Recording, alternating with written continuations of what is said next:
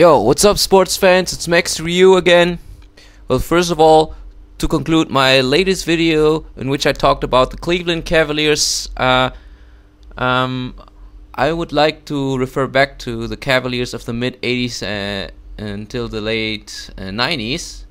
This team, consisting of personalities like Brad Daugherty, Mark Price, Larry Nance, John Hot Rod Williams, and Craig Elo, they have put up many epic showdowns with Michael Jordan and the Chicago Bulls and have earned my deepest respect as one of the most cohesive teams in Eastern Conference NBA history. The next thing that I want to talk about, and which was long overdue, let's call it a late NBA mid-season report cards. And I'm starting off with the Chicago Bulls. Up until now, they've made the greatest progress and development in the season. Derrick Rose is playing incredible this year, but most importantly, it is the coaching staff and the development of a consistent, traditional team chemistry that has really become the key to success. You see guys other than Derrick Rose step up in tight situations and handling the injury situation quite well.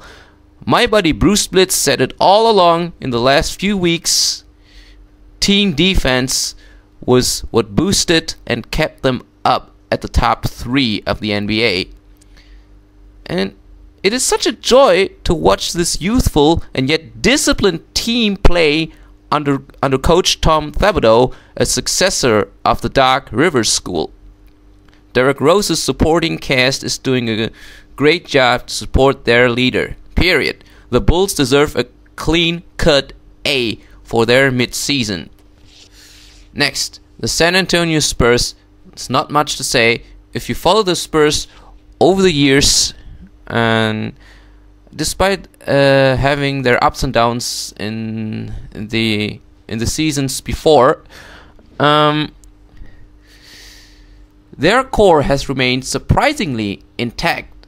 But now, with Tony Parker and Manu Ginobili taking the leadership role over Tim Duncan, Greg Popovich is a very experienced coach veteran who just knows his job in and out. And in general, the Spurs organization and its coaching staff has done an excellent job to fill in the gaps with a mix of experienced veterans and young players over the long term, and who obviously display a great deal of team discipline around the experienced veterans like Ginobili, Parker, and Tim Duncan. A crystal clear A. Let's head to the East, where I will talk about the Boston Celtics. Also a crisp and clear A. They play a very disciplined and routine team basketball. Their big 3 are far from out, but the X factor of this team, and guess what? I said it before. It is Rajon Rondo. He is the floor general for this Boston Celtics all year long for this entire season. And you can see how easy he makes things for KG, Paul Pierce, Ray Allen, and all other Celtics. And especially Ray Allen, I like a lot. In my opinion, he's a very smart player who understands Rajon Rondo's style and passing lanes, how to delude his defender and thus create an open spot for his deadly 3-pointers. Rondo is the floor general, yet it is Paul Pierce who will be the go-to guy at certain crunch time situations. Crystal clear A. Okay, let's head down to the South Beach, to the Miami Heat. Well, first of all, to give him a mid-season report card of A-, as it was demonstrated on NBA.com, well, it is a complete overrating. Simple as that. By assuming the NBA record and their runs as a statement of their success, in my opinion, this is totally not enough to give them an A. Come on, man. Personally, I pay attention to more than just NBA regular season records and individual performances of 2 of the greatest players of this era. The most important of all is team play and tactical divisions. How a team plays as a team, it is as simple as that. I mean, I don't see Miami playing as a cohesive team on a consistent basis. I mean, where everybody is contributing. I do not see the Miami Heat supporting cast around the big three contributing on a regular basis. And the point is, Miami's success solely depends on LeBron James and Dwayne Wade's performance.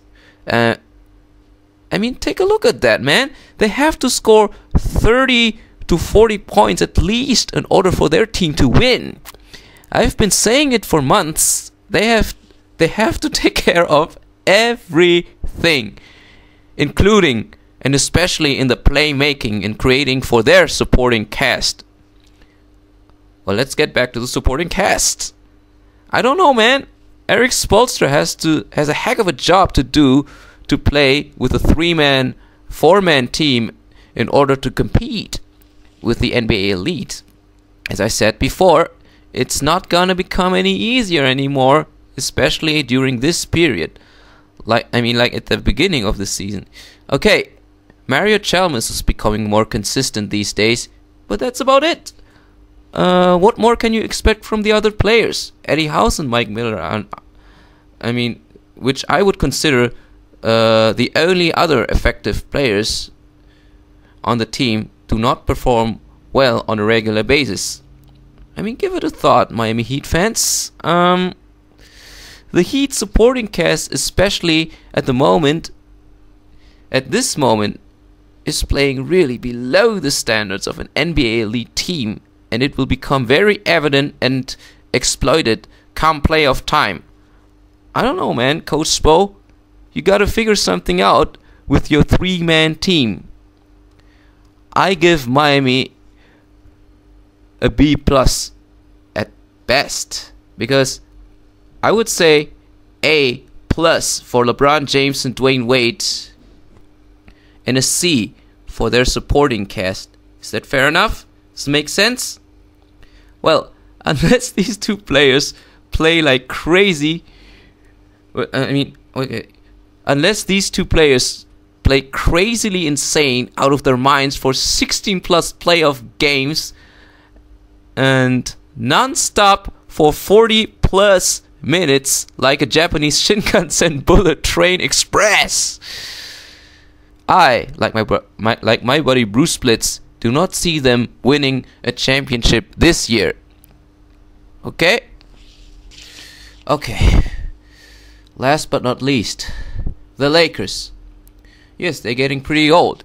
Yes, that's a fact. They had some games that they have lost. They had some skids. Their ups and downs. But they're not the best in the regular season. And I mean only regular season. But in my opinion, they will blow off this team come playoff time.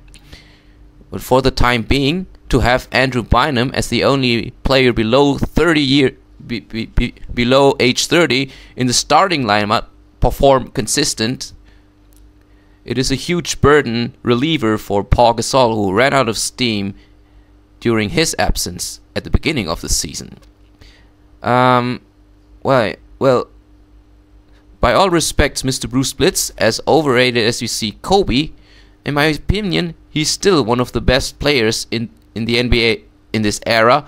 And while you may see him not to be the clutchest player with a high field goal percentage, well, at least I see the determination of a go-to guy in him. And my big bra will think the same, well, or similar as me.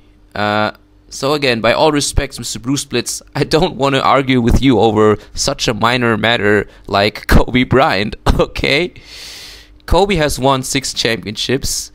So from a team's perspective, and because he had the better supporting cast, obviously, well, in a way, then he is more experienced. He is the more experienced player than LeBron James. I mean, they play in different positions. But I agree with you that from an individual standpoint, it would be a different story. Crisp and clear. Championship is about team first. Remember? Oh yes, I almost forgot my grading. To make it short, for being an old team, and yet with Kobe Bryant still being the go-to guy, with Shannon Brown bringing swift and youthful energy off the bench, as well as Lamar Odom displaying his veteran skills, the Lakers still know how to win important games in the regular season. So I would say, in short, B+, because they're gaining momentum again at this time. Oh man. Let me wrap it up very quickly, please. The Dallas Mavericks, I would also give them a B+, because they were playing consistently as well for the entire season. They've gained up post-up players over the years. Tyson Chandler is doing a great job, and Jason Terry's missed the fourth quarter and gives the Dallas team a huge scoring punch late in the games. Dirk is Dirk, nothing more to say. It's B+. Oklahoma City Thunder, crisp and clear, B. A team with a lot of future potential, with their leaders Kevin Durant and Russell Westbrook, and a late addition of Kendrick Perkins for their low post game and a defensive upgrade. Do I need to say more? Okay, I will not evaluate on the Orlando Magic or the New York Knicks, because I haven't observed them thoroughly enough. Mr. Bruce Blitz and his gang can probably and obviously give you better information about them than I can. Okay?